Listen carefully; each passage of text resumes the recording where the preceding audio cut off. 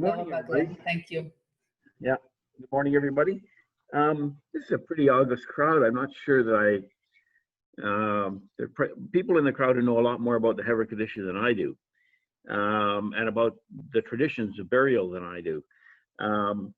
I've only been with the Chevra for 15 years, and my sort of part in the organization at the moment is to make sure that a Tahara team is present and to make sure that the process of Tahara is carried out on in as halakhically correct way as we possibly can. So that's sort of my role. I've been asked to talk today a little bit about the Chevra Kadisha in general and about the history of the Chevra in Edmonton.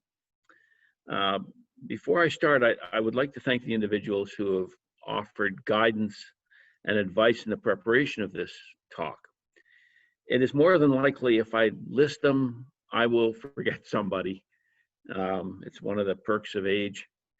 So rather than risk offense, let me just say thank you. I have also borrowed from articles written by Debbie Schachter and Rabbi Kunin, which can be found online at the Chevra website or at the Jasina website. And for those who aren't keeping up on the acronyms, Jasina stands for the Jewish Archives and Historical Society of Edmonton and Northern Alberta. And I've also borrowed from talks given by David Marcus and Paula Globerman. Again, thank you. Giving a talk about the Chevra Kadisha is a pretty daunting task, given that its modern history dates back to 1564. It's interesting to me that we have the exact date, we know the rabbi and all of that stuff, 1564 in Prague. And in some sense, the idea of caring for the dead and Jewish ideas about death and dying can be traced back to Abraham's purchase of the cave at Machpelah for the burial of his wife Sarah. The burial of the dead is considered to be a community obligation, and in Jewish tradition, an act of loving kindness. Gemilut Hasadim.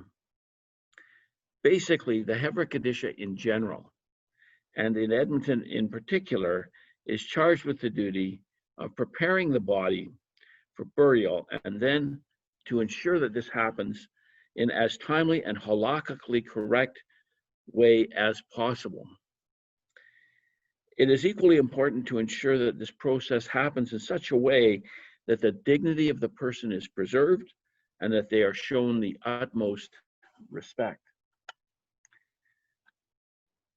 We live in a small community.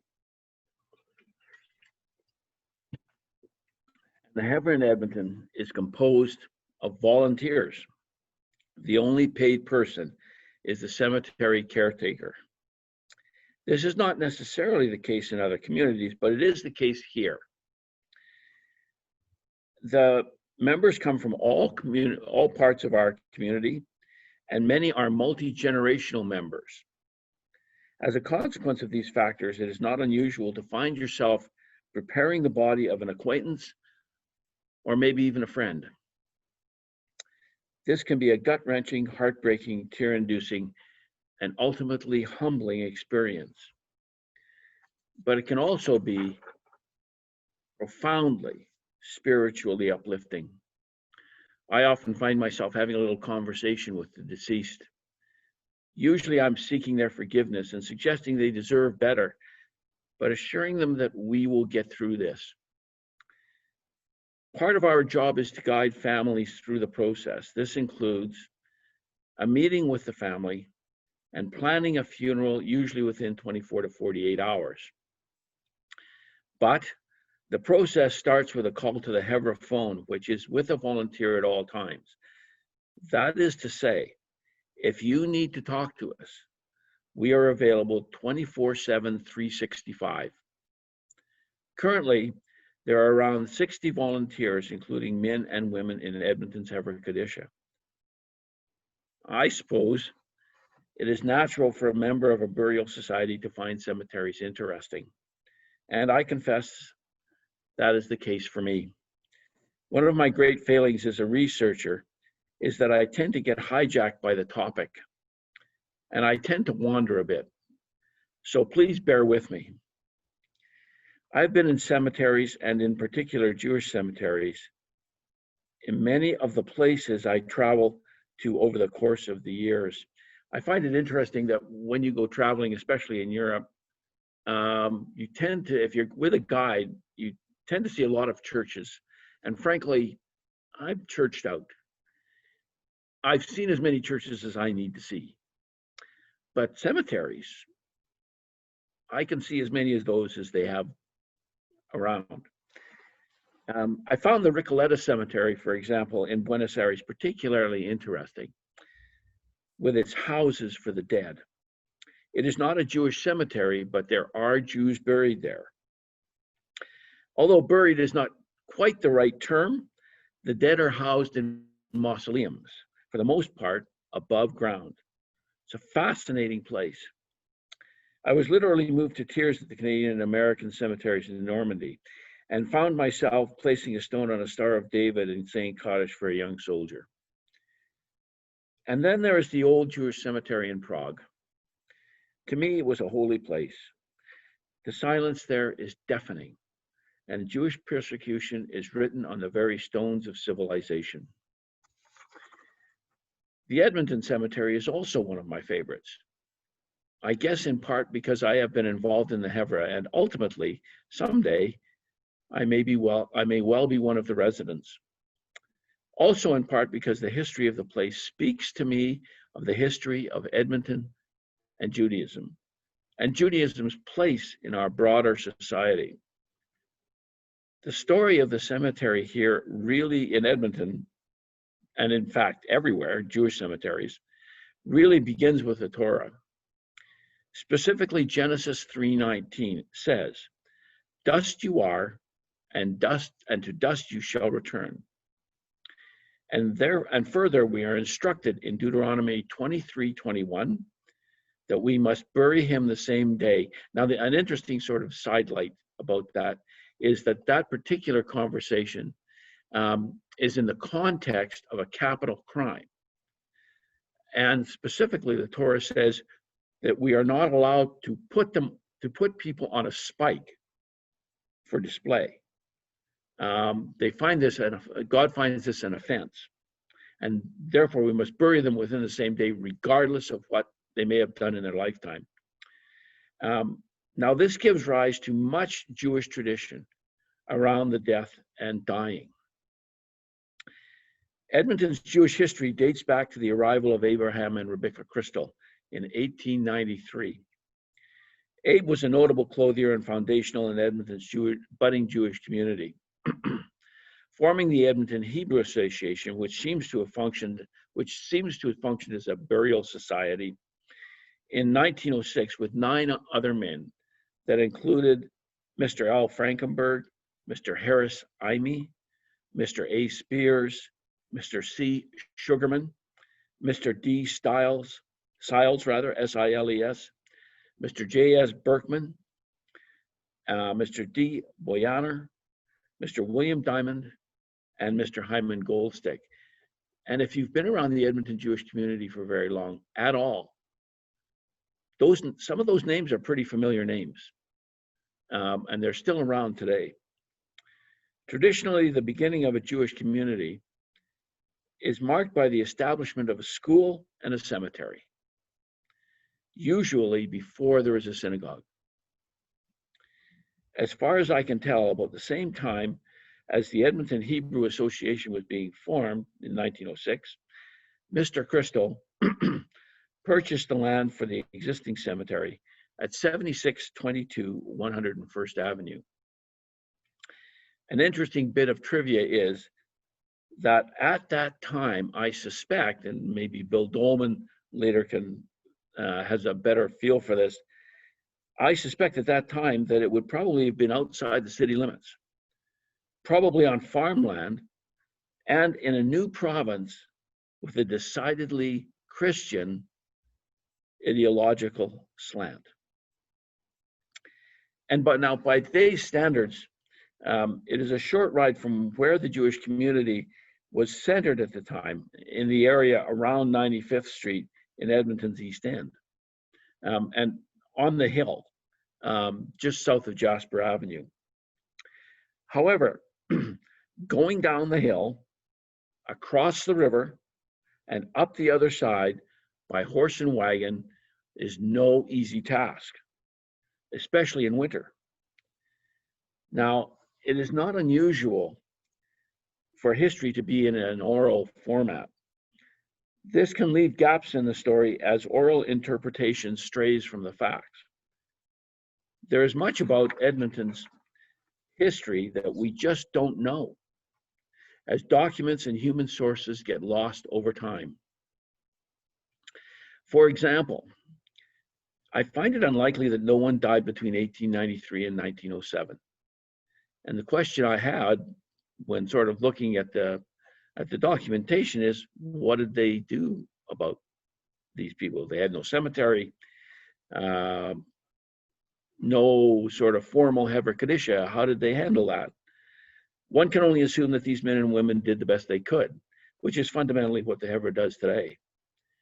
In particular, the women of that time were involved in both the life and community of the Chevra Kadisha, but the official history doesn't start until about 1914. The wives of the men in general served as a ladies' Chevra and performed, according to some sources, taharas when a woman died in the community right from the very beginning. That is to say, the late 19th century. The current president of the Chevra Kadisha is Rhoda Friedman. Rhoda is the first female to hold that position in the over 100-year history of the organization, and she's, as far as I know, the only woman to hold that position anywhere. I'm probably wrong about that, but feel free to correct me, Michael. The women also sew the tachrikim, or shrouds, which are simple white garments worn by the deceased, and which echo the garments worn by the high priest at Yom Kippur. Very early on, an alliance was formed with Connolly McKinley funeral directors, and that working relationship continues to this day. The founding members of the Chevra, which was incorporated in 1925, was made up of the original members of Edmonton's first synagogue, Beth Israel. The first synagogue in Edmonton was located in that area, centered in the Jewish community at the time, on 95th Street, south, at the top of the hill, south of Jasper Avenue. Over the years, the grounds of the cemetery have seen a number of changes. In the beginning, the structure was a small shed used for shelter.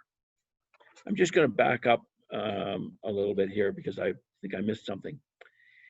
Specifically, the women at the time formally adopted bylaws in 1919 with charter members of the organization being Mrs. H.B. Klein, Mrs. Sorrel Crystal, Deborah Cohen, Zelda Weinberg, Hoda Radnunski, and Hinda Baltzen. And again, if you are around the Jewish communities, those names are pretty familiar.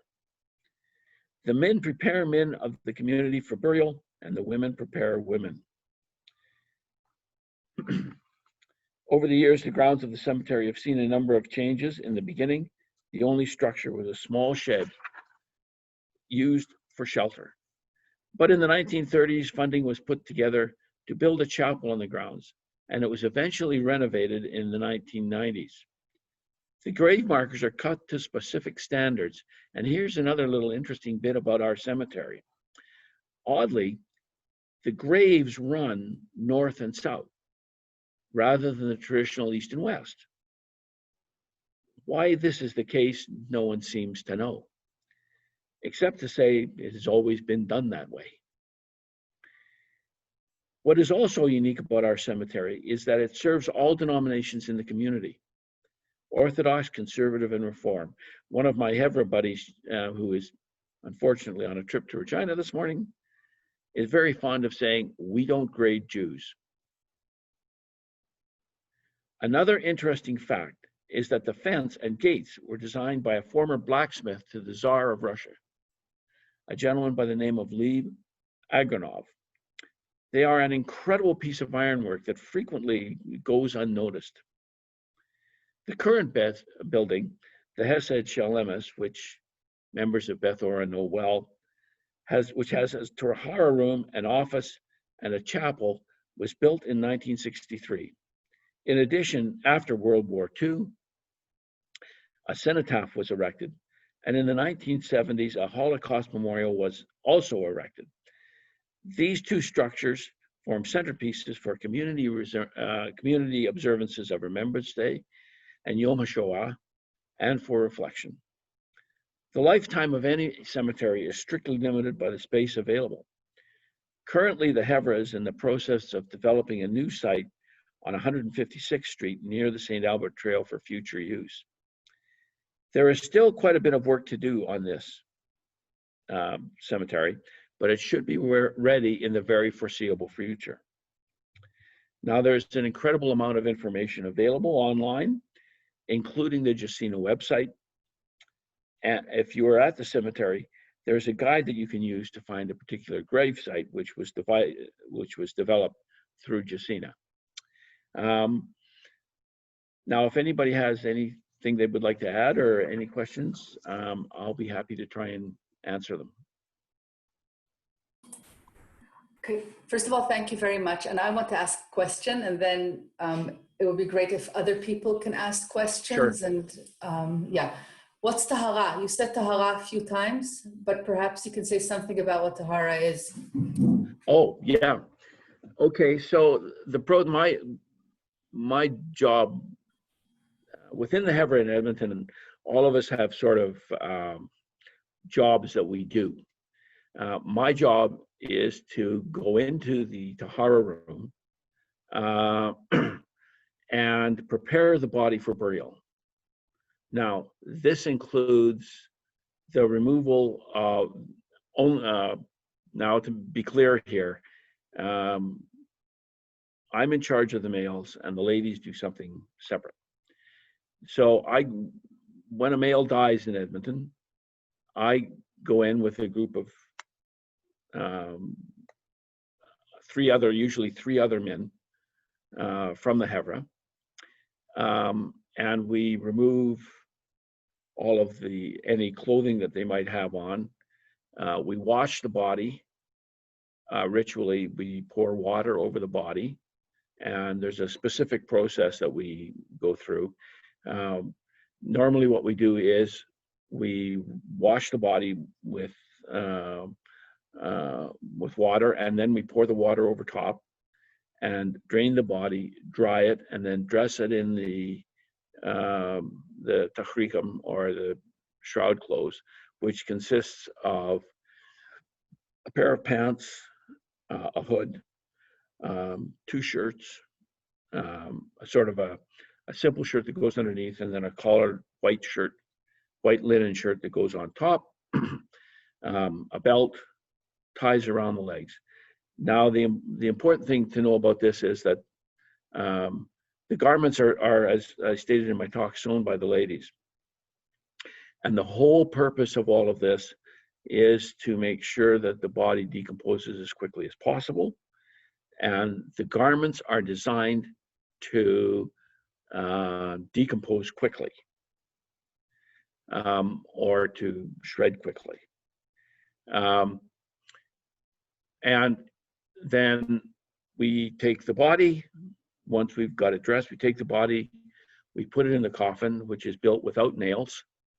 And we close the coffin, we wrap a sheet around the whole thing and around the body in the coffin. And if it's a male, we put a tallis on and a tzitzit, which is at the beginning. And then we put him in the coffin, and we put the individual back in the cooler. Is that close enough? Does that answer your question? Yeah, it answers a lot. I was just curious. So people who come, people who passed away and come from the Reform and perhaps the conservative congregations, Do also the women get wrapped in their talit? I'm sorry, say that again? For instance, for women from our kehila, from the Yeah. Reform kehila, would also the women be wrapped in their talit? Not at the moment. Maybe if a woman came to us and said, my mother has died or something, and I know that she would like to be wrapped in her talit. If that was her request, I would be inclined to do it. I don't know. I would probably take direction from.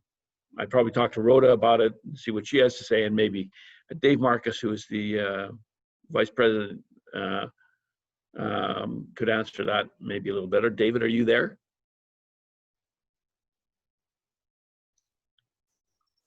Hi, Glenn. Hi. Yeah, as far as I know, presently, we do not wrap the women in their talit. And that's something that's been on our plate of issues to look into. And currently, we're researching that. Thank you. By the same token, what happens in the Tahara room stays in the Tahara room. Right. And if the Tahara team and the family had decided to wrap a woman in a talit, we would not know. None of our business. Once that's a really important thing, Bill, and it's kind of we have the same motto that Vegas does. What happens in the Tahara room stays in the Tahara room, regardless. We never ever talk about what we do once we leave the Tahara room. So Bill's quite right. Having said that,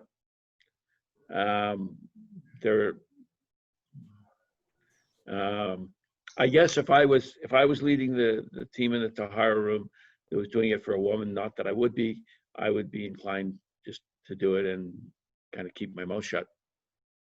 We also put dirt from Israel in the coffin.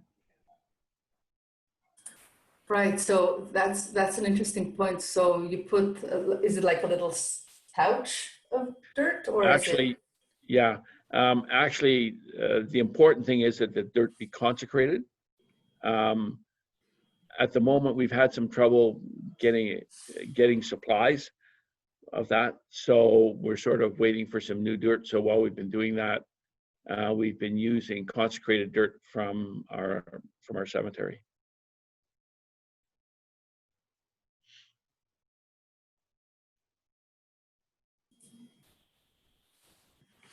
So do people have any other questions about either the history of the cemetery or the practices of burial, of Tahara?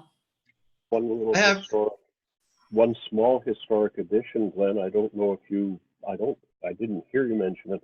You did point out that the cemetery that we currently use was purchased in 1906-7 by Mr. Crystal and probably in consultation with others. Currently, we access it via the Dawson Bridge. The Dawson Bridge wasn't built until 5 years later. It didn't exist in 1907, didn't exist till 1912, and then it was actually a private bridge for several years thereafter. It was not a public bridge. So access to the cemetery was by barge, by rope ferry. Yeah. Across the river. Yeah. So it wasn't a 15-minute drive.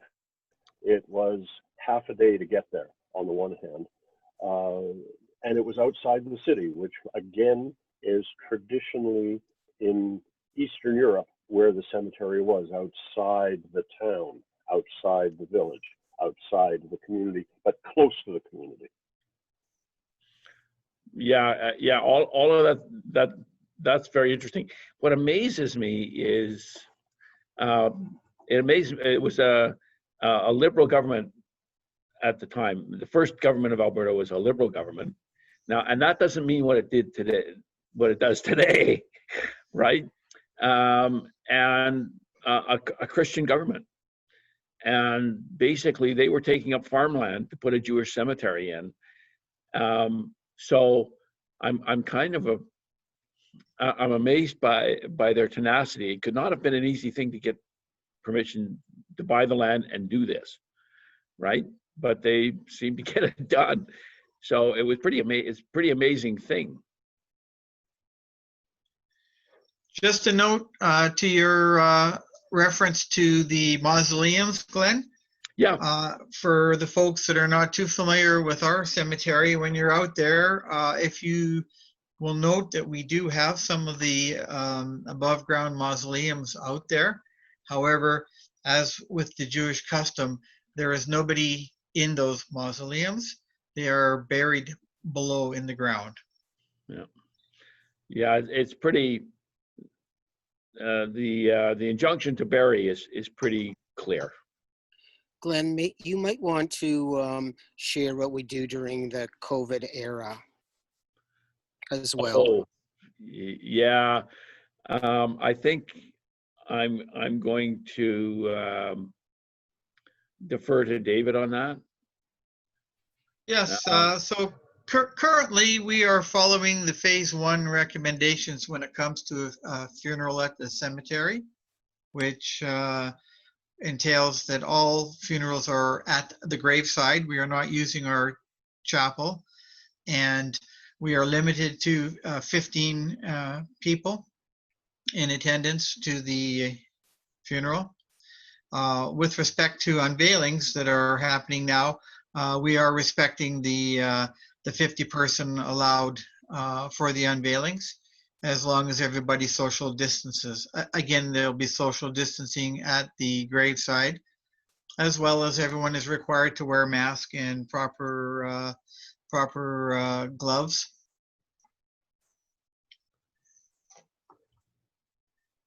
That's about all we're doing for now. And there's actually something really nice about the funerals being more intimate, I have to say. I maybe not everybody feels like that, but there's something quite powerful I feel about it.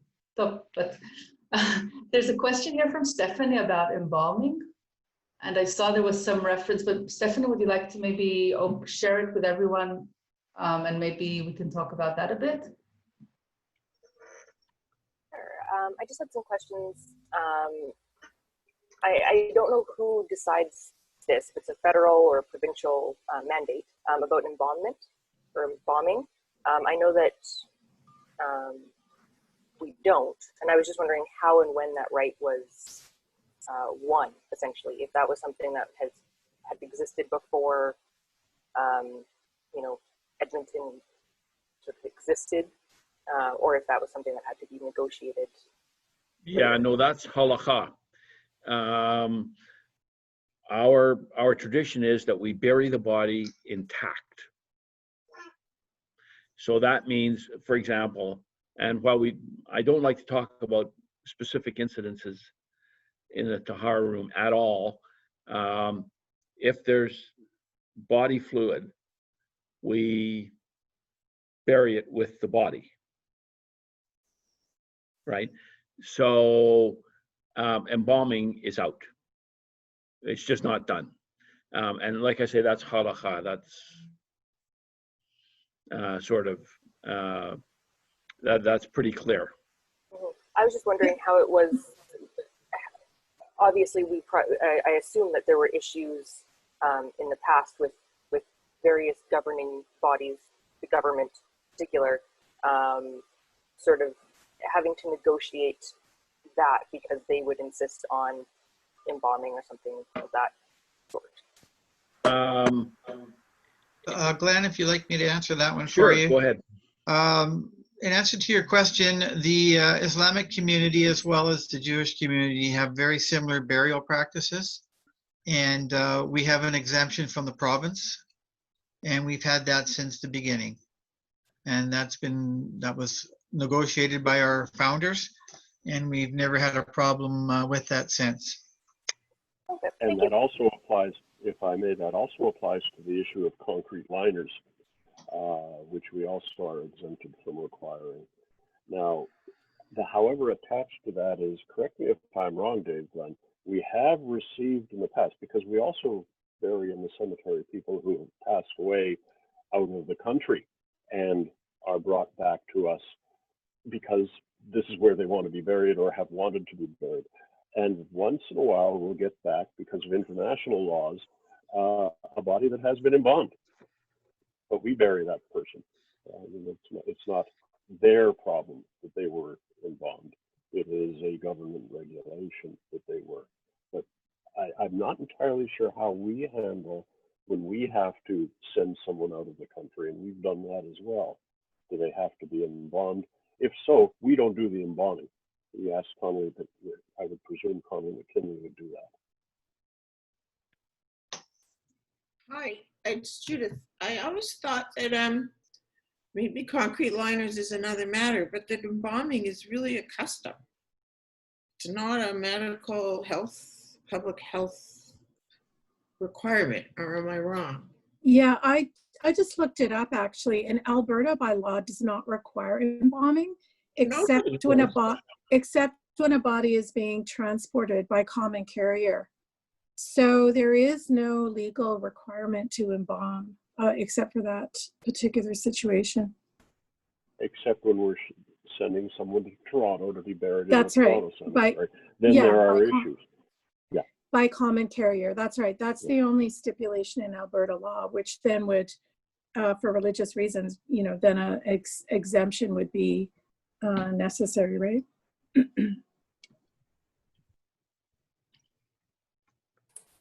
Yeah, as far as I know, that's all correct. Yeah. Yeah, I was thinking, Glenn, of your, the way you were talking about also the fluid, like everything has to be buried with the person in our halachah. I remember reading a very striking halachah from, I think it was the 16th or 17th century Europe,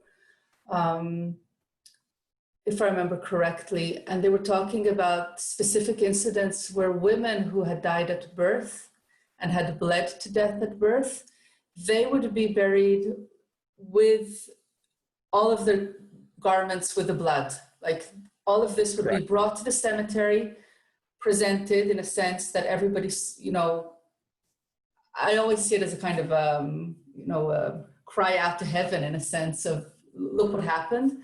But then they would be buried with their own blood intact as part of it. So this is a pretty ancient understanding and custom of how we do burial. Okay. Yeah. It's a very striking halakha. You can look for it, and it's very beautifully written. But yeah. So. Yeah. Okay. Glenn, can you go, you know, when you started off, you mentioned 1564, am I right? 1564.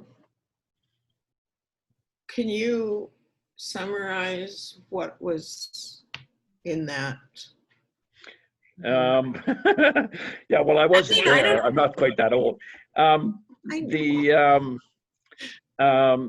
We know the name of the rabbi, Ben-Azacher or something like that, Rabbi Ben-Azacher or Jacob, and he codified all of the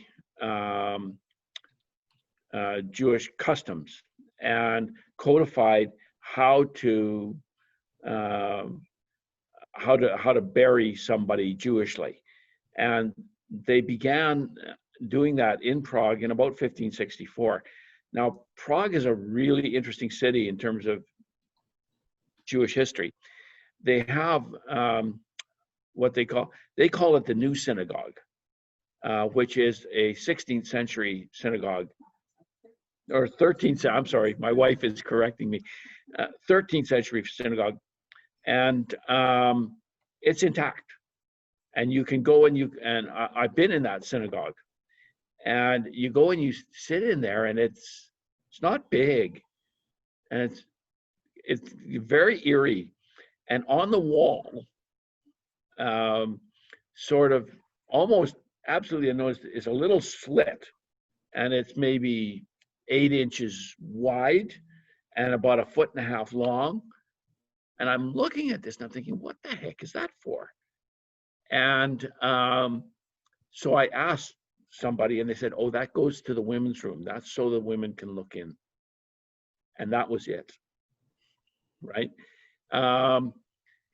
So Prague has the history in Prague is very, very fascinating. And that was where, like I say, the first true Chevra Kadisha, they formed this burial society, and they had, and you can see sort of pictographs of the process, or them carrying bodies to the cemetery.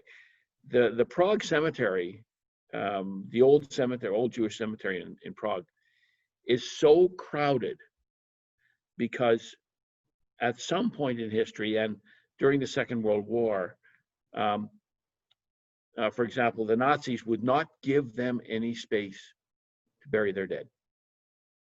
So the only thing they could do was to bury on top of each other. So you'll have tombstones literally sitting inches apart from each other. And it's really powerful. You know, when you walk through there, it's a very, very stunning and powerful place. It's like I said, it's very, very, very unique. I'm not sure. Like I say, Judith, that's about, you know, we were in Prague for a day and a half, or a day or something, and that's about all that I have on that. Can I ask a question about alternatives to being buried, like you're mentioning? So, for example, cremation, and then there's some like eco techniques where you can be buried in a pod and grow a tree and all these kinds of things. And so the mandate for the body, and I've also heard about holes being drilled in the bottom of coffins as well to facilitate the sort of breaking down of the body. So I was wondering, in terms of halakha, then, what is the verdict on those other? So, say for example, I don't want to be buried in a coffin in that traditional way, and I prefer something more environmental. Is that outside then? Am I moving outside of Jewish tradition in a halakhic sense? Well, my understanding of halakha, and when I get finished, I'm sure that the rabbi can probably help on that. My understanding from halakha is that cremation is absolutely forbidden. That's an absolute no-no. Now, we only use a coffin for convenience. And the coffins are really simple, right, in terms of construction. And there are holes in the bottom of the coffin, right?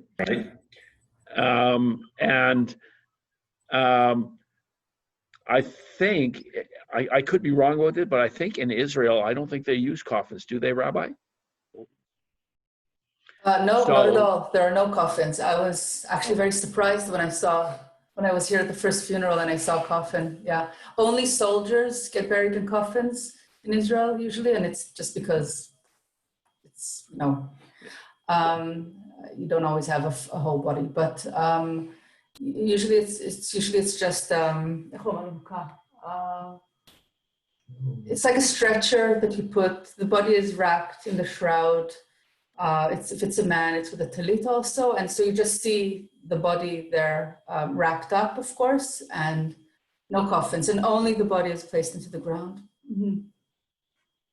Yeah, I think we do that in North America largely because of our North American sensibilities, and probably most people would not here be comfortable watching their loved one be lowered into the ground in the absence of a coffin. And I think that's why, again, if you wanted to be buried that way, halakhically, it's fine, as far as I can tell.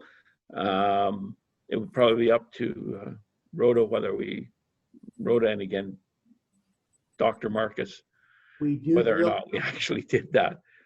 So we do drill holes on the bottom.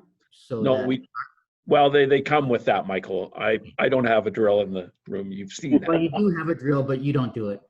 And No, I believe the coffins are made to disintegrate much quicker. correct.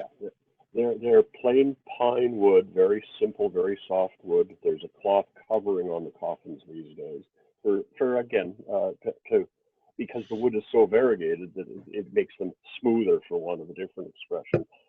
There's no nails, there's no plastic nails, there's no little wire nails, no metals, no plastics at all.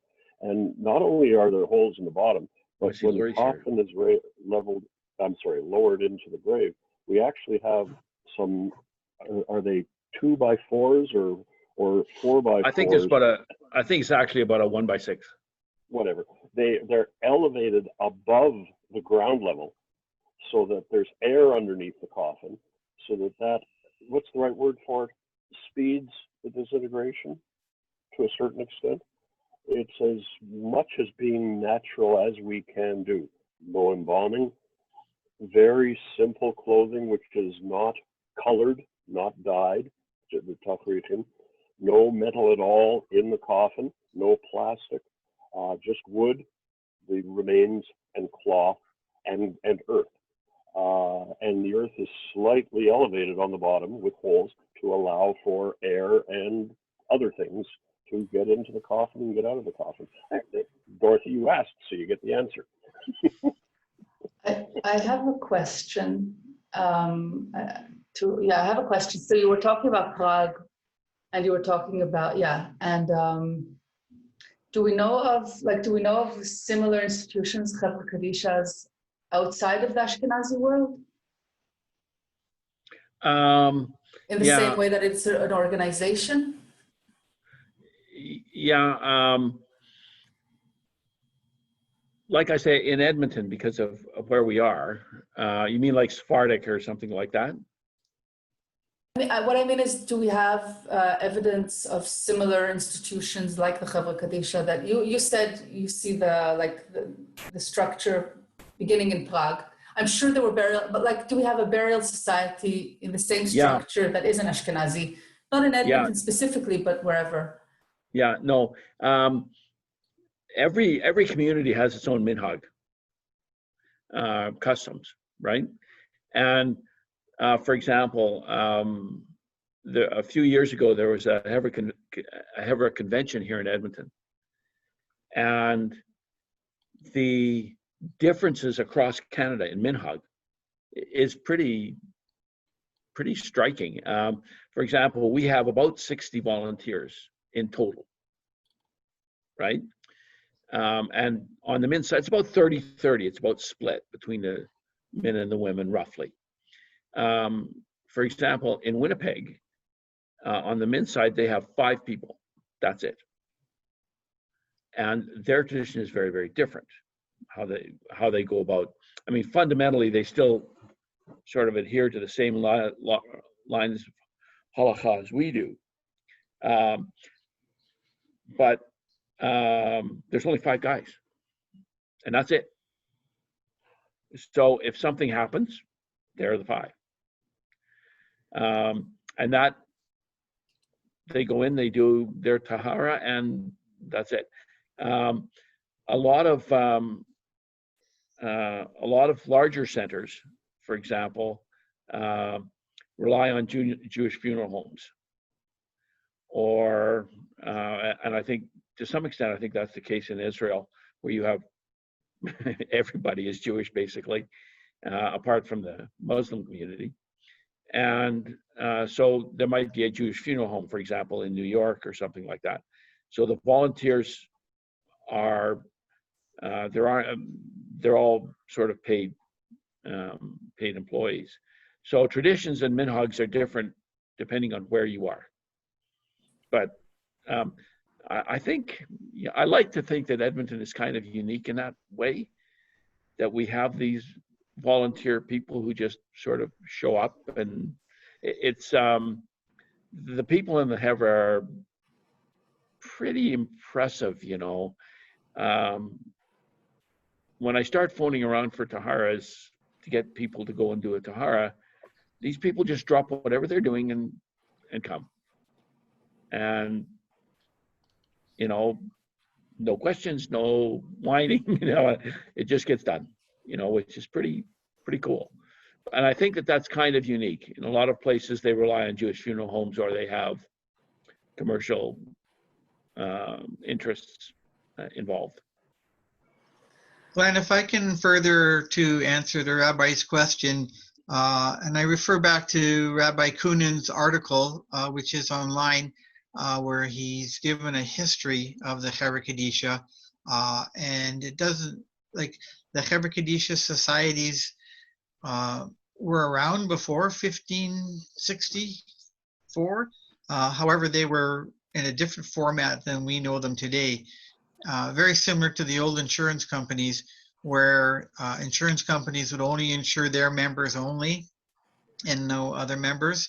There was smaller Chevra Kadisha groups in villages, towns, cities, where if you were of a certain social stature or you belonged to a certain group, they would only look after the people in that group. They wouldn't look after other people outside of their group. And it wasn't until 1564 when the Chevra Kadisha became organized to extend coverage to the whole community at large. And again, I refer back to Rabbi Kunin's article. If you have an opportunity to have a look at it, there's some really good information in there that he's researched. So it would be lovely if either you or Glenn would be able to share it with us, and then I'll post, I'll send it out to the rest of the Kehillah, the congregation, next week on Tuesday or Thursday. And yeah, because I think it would be very interesting to read more about this. I just want to, and thank you, and I just want to answer, I see there's a conversation here in the chat that my eye is looking at about moving bones. Actually, it's halachically allowed. And hopefully when my sister talks, she will, it was actually a very common practice, and the only practice, or I mean, the traditional practice, that's why we do 11 months of Kaddish. You would put the person to decompose in the family burial cave. She'll explain much better than I do. And then after 11 months or a year, when the body decomposed, you would collect the bones and put them into a little gluskama'a. And the bones would be collected. So originally the bones would all be put into one pit, the family bone pit or whatever it's called. And then later on into individual little boxes. But bones were moved and collected. So it's, at least in the old ancient Jewish tradition, it was allowed to do that, and was the practice. I don't know what today, I mean, today we don't usually do it. You're allowed to move a body from place to place. There are many instances where people have been moved, for instance, for burial in Israel after X amount of years, and that means the bones were actually moved. So I don't think it's forbidden halachically. It might not be the practice, but it's not forbidden halachically. And I just had one more question, and I know we need to, it's already 12 and people still have Shabbat to enjoy, but I just had one question, was how do people become part of the Chevra? Like, how do you, I know rabbis are not allowed to, so I'm not asking even, but how do people join the Chevra if somebody wants to do that? Well, I'll share my experience, and I'm sure David will have something to say. After my mother-in-law died, I met with the Chevra, with my wife, and one thing and another, and I was just so impressed with the way they handled the whole thing that I actually approached them and asked if I could, might be interested. Not everybody is good with handling a dead body, and that's something that all of us have to sort of get around. Traditionally in Edmonton, people were asked, and that was the only way that you could get on to the Chevra traditionally in Edmonton, was to be asked by someone in the Chevra. I don't think that's so much the case anymore. Because we do, as someone who makes a lot of phone calls, trying to get people together to do stuff, we do actually need some extra volunteers, if anybody's out there. And that's, so that's a bit different, but maybe David can expound on that a little bit. I'm sure that being on the board, he has some other thoughts. Well, yes, Glenn, it's certainly not work that everybody can do. Basically, you have to have a calling for this in your heart.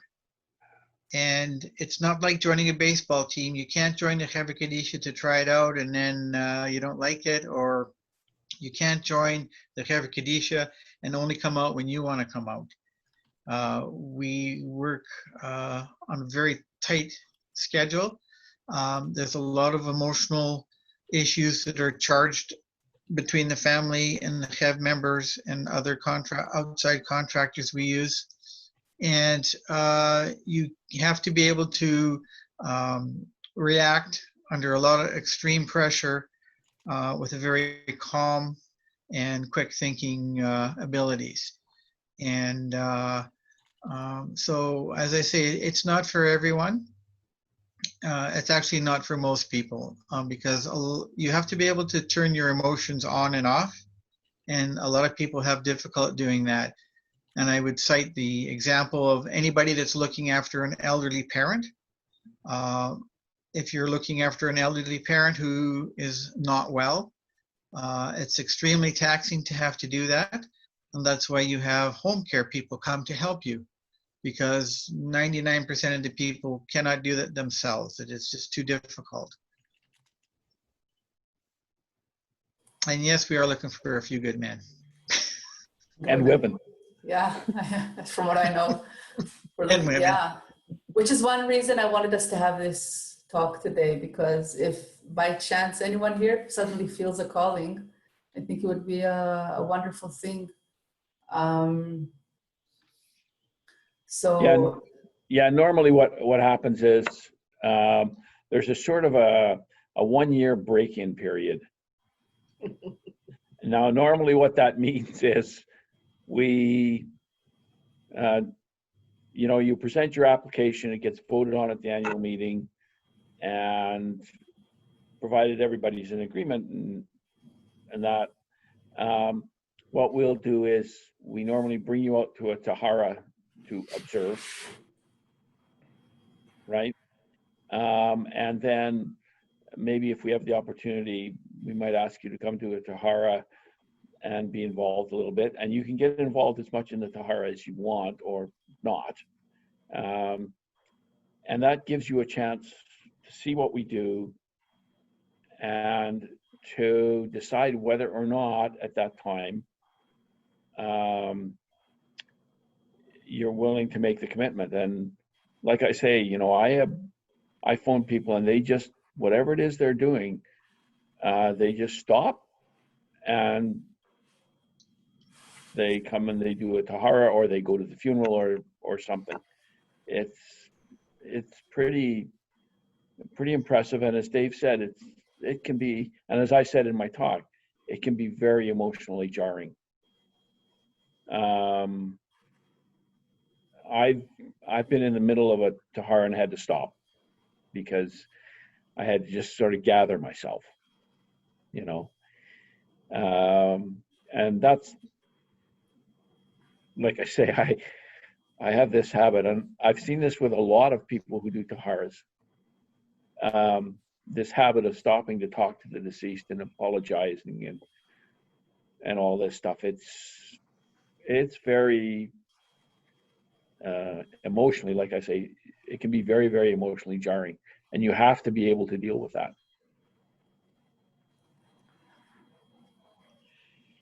thank you. Is the process, is the deceased person at some point where the part of tahara where is it true the body is held upright? No. Water poured over them? Well, the physical facilities are different in every city. There are cities who have, there was actually a movie some years ago called The Burial Society. And in that, they actually had a mechanism which sort of tilted the body. And lots of places do. We don't. What we have is a gurney that we can put on a slant. So the body will be on a gurney and it'll be on a slant. And we'll just allow gravity to kind of take it to do the job of rinsing the body off, washing the body and rinsing the body. Yeah, because I was thinking that could be scary. I guess in the old days they probably did hold somebody upright and pour water. And yeah. Bodies are so. Depends on the minhag in the community. It will be hard to do. Well, I mean, it's physically hard to do. Yeah. If I can just throw in an observation adding to what Dave, you said about the old concept of so-called insurance company idea for Chevra Kadishas, they actually still exist. When my father, Oliver Schoen, got off the boat in Toronto, and thereafter until he finally joined the synagogue, and I won't say what year that was, it was in the 1960s, I think, late 1950s, I'm sorry. He was a member of something called the Częstochowa Society, and because he came out of the area of Częstochowa in South Poland. If you go to the Częstochowa Society's website, and they still exist, they have one function and one function only, and that is to provide for the burial of their members. Yep. You're a member of the society, you pay dues, they have annual meetings, and they are the Chevra Kadisha for their members. Well, you still have that, like in Montreal's cemetery, right? Jewish cemetery. Each area it's by those benefit societies as a grouping, and then later by some shuls.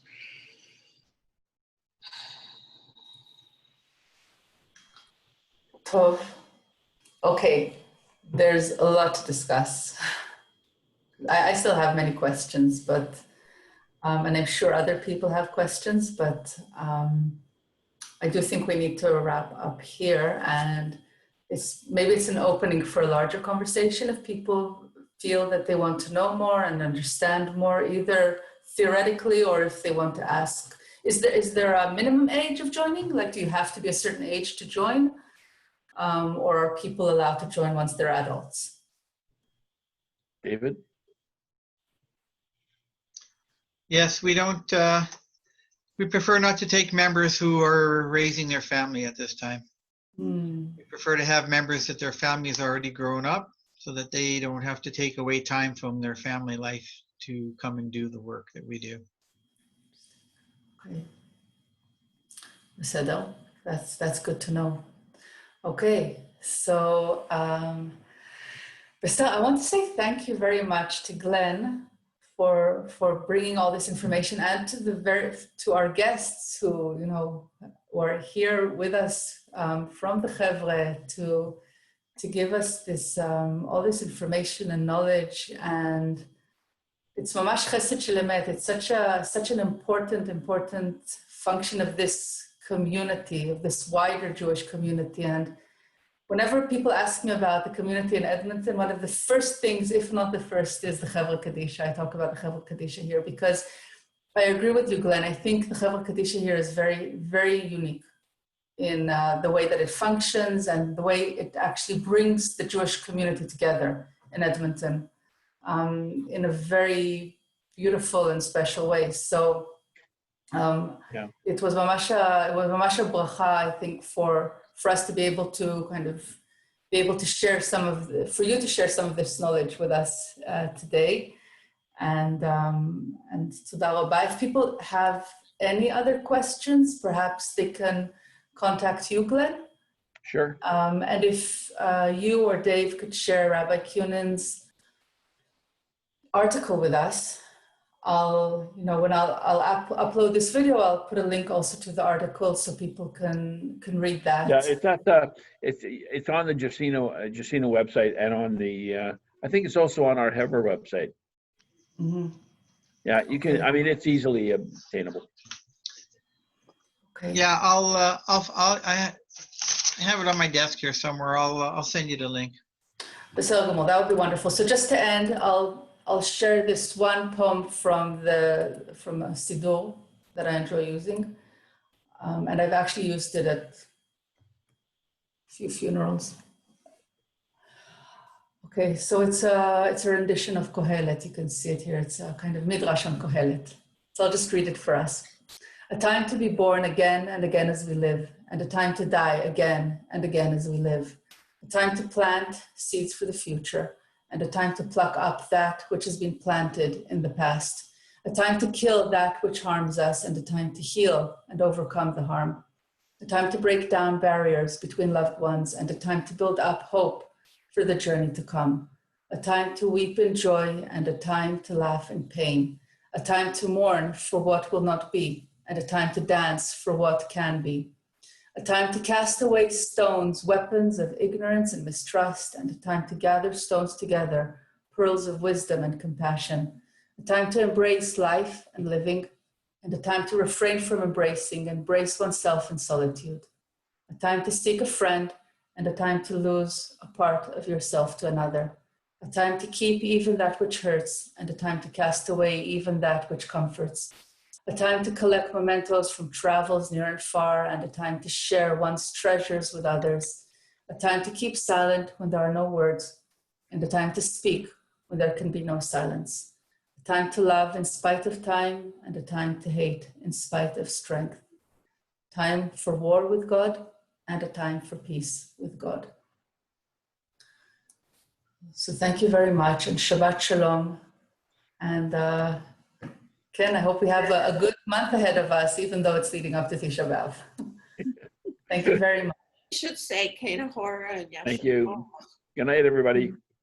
Thank you, Glenn. Shabbat Shalom, everyone. Shabbat Thank you so Shalom. much. Thank you very much.